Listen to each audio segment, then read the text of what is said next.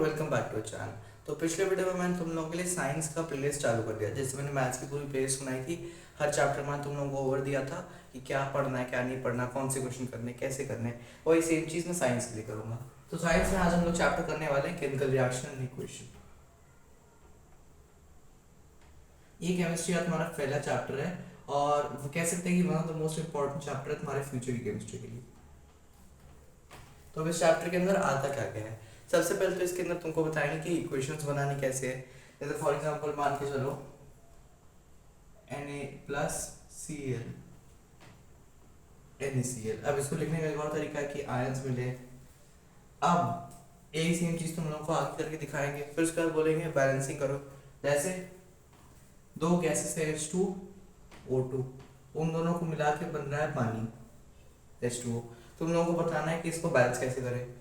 तो यहाँ पे सबसे पहले 2 लगाएंगे तो 2 हो गए, हाइड्रोजन 4 हो गए, यहाँ 2 लगाते बैलेंस हो गई इक्वेशन। यही सेम चीज तुम लोगों को जो है करनी होगी लेकिन कॉम्प्लेक्स लेवल पे, क्योंकि केमिकल रिएक्शन इक्वेशन के अंदर और कुछ नहीं करवाएंगे, तुम लोगों से इक्वेशंस बनवाएंगे और फिर तुम लोगों को बोलेंगे कि तुम्हें इन्हें बैलेंसिंग करनी है। जैसे मैं तुम्हारी एनसीईआरटी से एक एग्जांपल लेता हूँ। Fe+H2O, Fe3O4+H2। ये है तुम्हारी एनसीईआरटी के अंदर तुम्हारा पहला एग्जांपल। तुम्हें इसको बैलेंस करना है। अब इसको बैलेंस करने के लिए क्या करो, एक एक करके इंडिविजुअल एलिमेंट्स पे देखना चालू करो। जैसे यहाँ पर 3 आयरन है, यहाँ पे 1 है, तो यहाँ पे 3 लगा दो तो आयरन तो बैलेंस हो गया। ऑक्सीजन का क्या है, यहाँ पे 1 है, यहाँ पे 4 है, यहाँ पे 4 लगा दो। हाइड्रोजन का क्या है, हाइड्रोजन यहाँ पे 2 है, यहाँ पे 8 है, तो यहाँ पे 4 लगा दो, बैलेंस हो गए। तो मेन रिएक्शन क्या बन जाएगी, 3Fe+4H2O, Fe3O4+4H2O। ये इसको हम लोग बैलेंस इक्वेशन बोलते हैं। 3Fe4H2O Fe3O4+4H2O। तुमने छोटी क्लास में सीखा होगा, मैं एक बार फिर बताता हूँ कि मान लो तुमने पूछा कि भैया यहाँ पे 3 है, वो 3 हम लोग यहाँ पे क्यों नहीं ला सकते, क्योंकि वो जो है उसके आइटम का नंबर है। हम लोग यहाँ पे बैलेंसिंग में ये वाला नंबर छेड़ सकते हैं, ये वाला नहीं। ठीक है, ये हो गई बैलेंसिंग जो कि तुम्हारे बुक में दी हुई है। अब इसके बाद केमिकल रिएक्शन में इसके आगे क्या आता है, इसके बाद आता है केमिकल रिएक्शन के अंदर कि तुमको केमिकल रिएक्शन के टाइप्स बताए जाएंगे। कितने टाइप्स हैं केमिकल रिएक्शन के, कॉम्बिनेशन, डीकम्पोजिशन, फिर उसका आएगा एक तुम्हारा इसके अंदर रस्टिंग, उसको भी ले सकते हैं। रस्टिंग एक्चुअली कॉम्प्लेक्स रिएक्शन है जिसका तुम्हारे अंदर दिया होगा। ठीक है, तो इसका डीकम्पोजिशन हो गया। आफ्टर दैट दो बहुत इंपॉर्टेंट जो कि हमें हर बार आते हैं तुम्हारे पेपर में, डिस्प्लेसमेंट एंड डबल डिस्प्लेसमेंट। क्या मतलब होता है इन सबका, अभी एक करके बताऊंगा। ये तुम्हारे टाइप्स ऑफ केमिकल रिएक्शन हो गए जो कि आते हैं।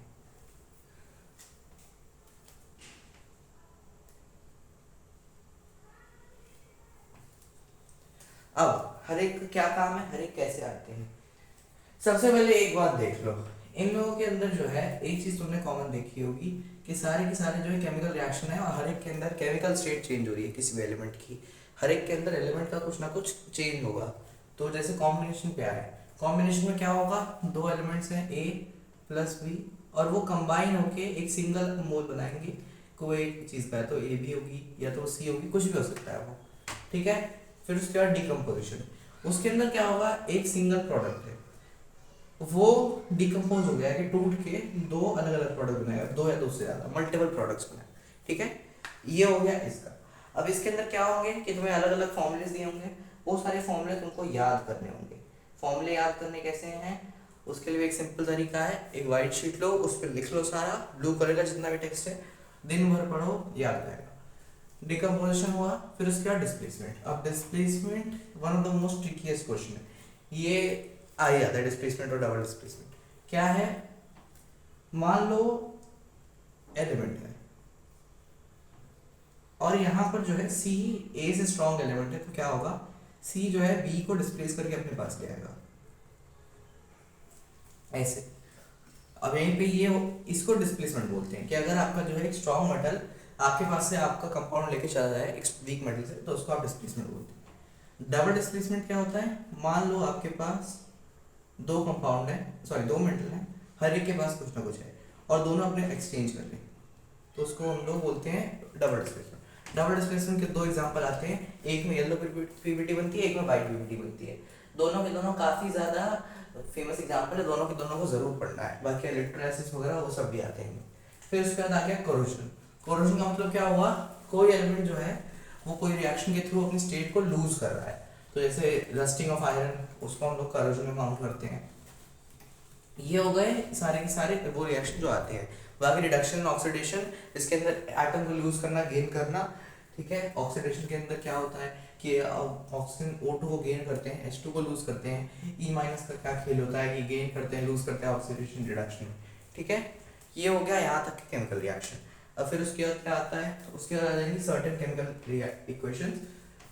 आपको क्या क्या याद करना है, उनकी स्टेट भी याद करनी है, उनका क्या कलर है वो भी याद करना है, वो टर्म किस चीज में हो रहे हैं आपको वो भी पता करना है, प्लस ऊपर लिखा होता है क्या वो हीट दो, इलेक्ट्रिसिटी दो, सनलाइट दो, एसेट्रा एसेट्रा।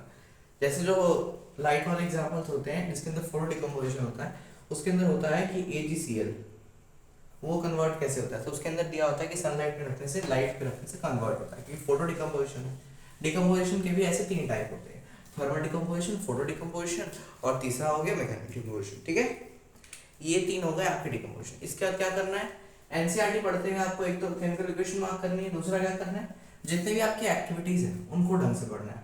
जैसे उन एक्टिविटीज से आपको 2-3 मेन पॉइंट्स पता चलेंगे। क्या, उन 2-3 एक्टिविटी से आपको पता चलेगा कि H2 जो है हाइड्रोजन गैस है, जब उसको आप मैच स्टिक के पास रखोगे तो पॉप साउंड प्रोड्यूस करेगा। जो CO2 है, जब उसको आप लाइम वाटर से पास करोगे तो वो मिल्की बनाएगा, और जब उसको बहुत ज़्यादा मिल्की पास करोगे तो फिर वो दोबारा क्लियर हो जाएगा। इसका पूरा रीज़न होता है कि CO2 है वो क्या बनाएगा, वो फिर उसके बाद जो है कैल्शियम कार्बोनेट बनाएगा, फिर कैल्शियम बाइकार्बोनेट बन जाएगा। इसके लिए आपको पूरी इक्वेशन होती है जो आपको रीजनिंग के साथ याद करनी पड़ती है। इस चैप्टर के अंदर ज़्यादा इसी का खेल होता है कि आपने अगर रिएक्शन याद कर लिया तो आपका काम हो गया, ठीक है। तो इसके साथ जो है फिर ये वाला चैप्टर भी खत्म होता है। इसका रिकैप काफ़ी छोटा था क्योंकि इसके अंदर ज़्यादा मैं डिटेल में गया नहीं। डिस्प्लेसमेंट, डबल डिस्प्लेसमेंट के बारे में मैंने ज़्यादा बताया नहीं है। ऑक्सीडेशन रिएक्शन के बारे में एक चीज़ आपको और बता दूं, मान लो कोई भी एलिमेंट है, उसके पास ऑक्सीजन है,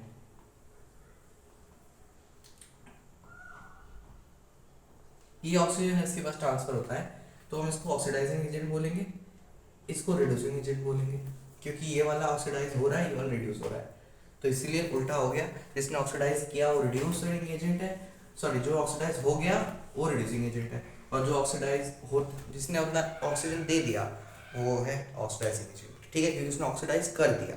रिड्यूसिंग एजेंट हुआ क्योंकि उसने रिड्यूस कर लिया, ऑक्सीडाइज मतलब ऑक्सीजन लेना, रिड्यूस मतलब देना, ठीक है।